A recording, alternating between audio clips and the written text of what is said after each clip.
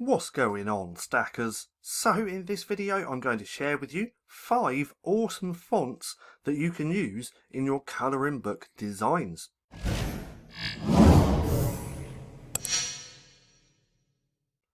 So welcome back to StackinProfit, and in this video I'm going to share with you 5 awesome fonts that you can actually use to create your colouring books.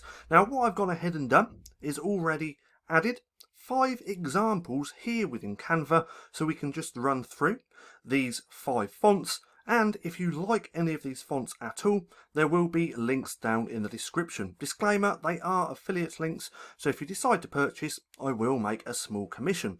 Anyway, let's just dive straight into this and get through these fonts. So the first one is called Ask Why. Now this is perfect for creating colouring books, especially here within Canva. Now when creating colouring books, the inside, well, it all depends on what type of colouring book that you're going to create. Most of mine are pretty simple. They usually have some type of mandala and then a font with a quote over the top, and that's what seems to work best for me. But when creating books like these, the thicker the font, the better, and you're going to see why in a second. So this one's called Ask Why. If we go over to Creative Fabrica, we can see it just here. Bold, whimsy, typeface. Really nice font. So if we go over to here, I've already pulled up some examples which we're going to run through. So let's go ahead and take a look. Now it looks like this, just as a normal font. Then once you changed it black and white, it looks like this. This is really simple to do. Now how do we do that? I'll just quickly run through that. Now I'm not sure if this is a paid feature within Canva or a pro feature, just because I've had the pro for such a long time. But you click on the font, you go to effects just here, and then we want splice. Now we don't want hollow. Hollow makes it hollow.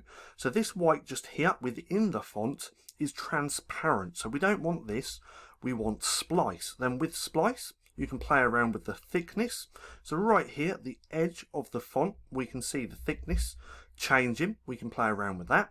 But then we want the offset 0, direction 0 as well. So if we just go on there, then we want to change the grey to white. And now it's ready for creating the colouring books. Let's just go back. Let's just have that back to where it was, because I already have the examples. Let's just go back one more time. There we go. So that's what it looks like. That's what it looks like as a colouring in font. And then this is kind of what it looks like on a page. Now remember, these pages are just as an example. I put them together fairly quick. But as we can see, Ask Why looks pretty good. So that's the first one. The second one being Peace and Love. So if we go over to here to Creative Fabrica, I really like this style font, and there's so much cool stuff, or so many design ideas that you could get, or even niches from Peace and Love. Hint hint, the hippie niche. Have you ever thought of that? Go ahead and go and check it out. But anyway, this is the second font. If we go over to here, we can see what it looks like just as a font. Then if we scroll down, black and white looks pretty good, and then on a page looks pretty good as well. Now what I've gone ahead and done is we can see there's just a little drop shadow. So if we go back like so, if we click on effects again, we can't add the shadow and the splice together. Now one thing they have changed recently, that is being able to have all of these effects just here along with curved font. So if we click on that, we can see it goes curved. So that's pretty cool. I'm really happy that we can now do that, but we still can't add these effects together or combine them together. Now the easiest way to get around that, we can see this is 2 different types of fonts. So what I would do is, in fact, let's just delete that so we can just go through the process really quick. Let's move that back to there. So from here, I'll just duplicate, go to effects, turn off the effect, make transparent a little bit by clicking these 3 dots, and then it's this one just here. So we can change that to around about 70, so that black isn't as hard. And there we go, we can see that. And now I'll just put it over the top, move it a little bit, and then push it behind. So now we have a little drop shadow on that. So that's how I go ahead and do that. But again, we can see this peace and love looks pretty good. So that's the second one that I wanted to share with you. The third one, I really like this font. This is called Jumping Unicorn. So if we go over to here, we can see it in action just here. We can see all the, I was going to say alphabet, but it's not. It's just a quote. I thought this was ABC and all that, but it's not. But again, we can see this looks pretty good. I really, really like this font. Now this would be perfect for kids books for obvious reasons. So that's what it looks like as black. This is what it looks like black and white, and then this is what it looks like on a mandala. Now top tip, depending on how thick the lines are on your pattern design should depend on how thick the lines are on your font. And again, we can play around with this, the thickness just here, so we can get it the same width as the lines so it looks more congruent and like it's supposed to be there. So let me show you an example. If we do this, make that thickness really thick, we can see that just doesn't really look good. And then if we do it too thin, it doesn't look good either. So we need to get that sweet spot where it's the same width as the design. That way, again, it just looks more congruent. So we could probably get away with 50 on this one. Now remember, every design is going to be different as well. But again, Jumping Unicorn looks pretty good. So that's the third one, I believe. The fourth one, Vintage King. So again, just another font that I really like. If we go over to Creative Fabrica, we can see it in action just here. They've actually got a lot of images, so we can see as well. City Taxi looks good. Ramen, just a really nice font. Now, if we go back over, let's go and see this in action. There it is in black.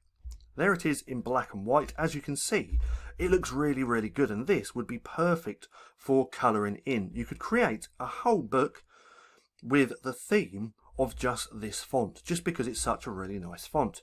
Then if we scroll down to here, we can see that in action again.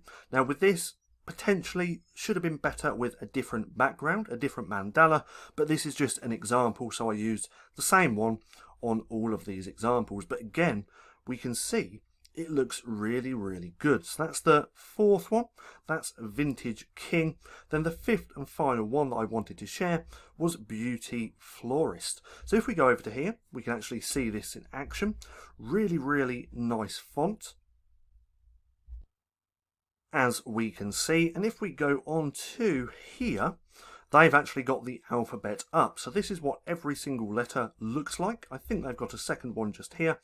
This is the alternative character. Now this should be a completely separate video, because a lot of fonts here on Creative Fabrica have this option to have, you see this, if we go on to a normal letter, you don't really get it like that. But there's so many different styles if you know how to use them. Now I haven't done it in a while, but if you'd like a video on how to get all these little bits, especially within Canva because they don't seem to be there, then drop a comment down below letting me know and I will create a video. Anyway, Beauty Florist, we can see what it looks like just black, looks pretty good. Black and white looks pretty good as well. And then on a page, looks really good as well. Now that black is a little bit harsh, so what I would do is just play around with that. So I would position that font backwards so I can have that black one. It's too black, it's too in your face, so let's just soften that. So we could do that just by playing around with transparency, then push that back, and there we go. That looks a lot better. But this is just another font that I really, really like. Now, when it comes to Creative Fabrica, there's just so many different fonts to choose from.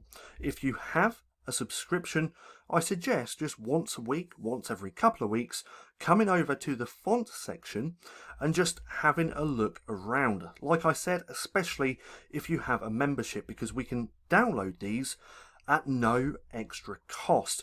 Now, I've just remembered that I didn't actually go through and see what the prices were on these fonts.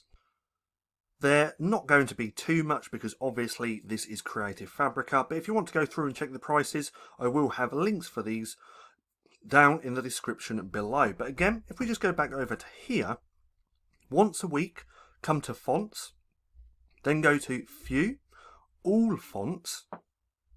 Then from here, what you can do is sort by latest. This way, you're going to get all the fonts that have recently been published here on Creative Fabrica, and 9 times out of 10, you're going to be using them before anybody else even finds them. So that's the top tip. Come through and do that. Now, let's just quickly recap, because I don't think I did, what these fonts were. First one being Ask Why. Really nice font. I like this. Nice and bold. Peace and Love. Another really great font. Jumpin'.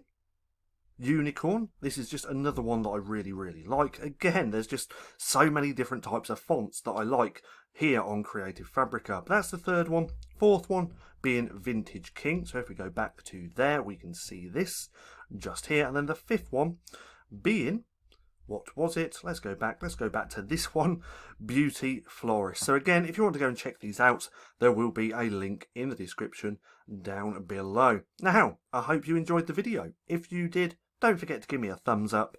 Also, go hit subscribe and hit that little bell icon so you can be notified for any further videos.